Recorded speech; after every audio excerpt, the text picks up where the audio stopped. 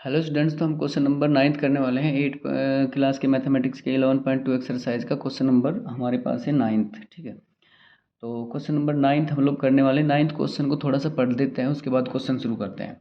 9th question में है कि एक ऊपर उठे हुए चबूतरे का ऊपरी पृष्ठ जो है अष्टभुज के आकार का है, यानी कि top surface of a raised platform is in the shape of regular octagon. Octagon की शेप का है ये, और जैसा कि आकृति में दर्शाया हुआ है, शो इन द फिगर। ठीक है, अष्टभुजी पृष्ठ का क्षेत्रफल ज्ञात कीजिए। तो find the area of octagon surface, यानी कि जो ये ऑक्टोगन की पूरी शेप बनी हुई है इसका एरिया आपको निकालना है। सबसे पहले आपको समझना पड़ेगा कि जो ऑक्टोगन की शेप है, इसको मैं यहाँ बुक में भी थोड़ा सा आपको दिखाना चाहूँगा। बुक में ये देखिए, इधर एक मैं इसको बुक को यहाँ ले लेता हूँ थोड़ा सा। नहीं, देखिए यहाँ पे देखिए, आप समझिए ऊपर का एक ट्रेपेजियम है, और ऊपर के बाद ऊपर का एरिया ट्रेपेजियम शेप का है। फिर इसका ये वाला एरिया जो है वो भी ट्रेपेजियम शेप का है। ठीक है,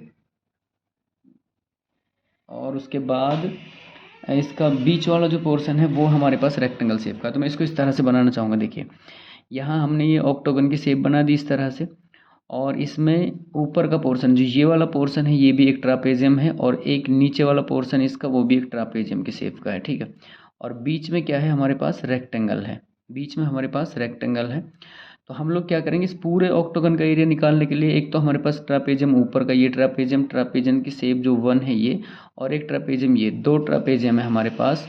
तो दोनों को क्या करेंगे, इस दोनों का एरिया निकालेंगे, फिर रेक्टेंगल का एरिया निकालेंगे, जोड़ देंगे तो वो आ जाएगा हमारे पास पूरे ऑक्टोगन का एरिया। तो हमने क्या किया, एरिया ऑफ 2 ट्रापेजियम, 2 मैंने इसलिए लिखा क्योंकि हमारे पास 2 ट्रापेजियम और सेम साइड सेम आकार के हैं। ठीक है, तो इसमें क्या हुआ, 2 से मल्टीप्लाई कर दे, 2 ट्रापेजियम थे, और इसका फॉर्मूला होता है 1/2, यानी कि 1/2, और गुणा में जो डिस्टेंस है उसको करते हैं। फिर जो उसकी पैरेलल साइड होती हैं, ये साइड जो है उसकी पैरेलल जो साइड होती है हमारे पास वो है, क्योंकि ये हमारे पास साइड जो इसके 5 मीटर है ये। ठीक है, 5 इधर है, 5 इधर है, तो 5, तो 11 और 5 16, 16 को 4 से मल्टीप्लाई करेंगे तो हमारे पास ये 2 से 2 कैंसिल हो जाएगा, और 16 64। तो इसका 2 ट्रापेजियम का एरिया हमारे पास कितना आ गया, 64 मीटर स्क्वायर।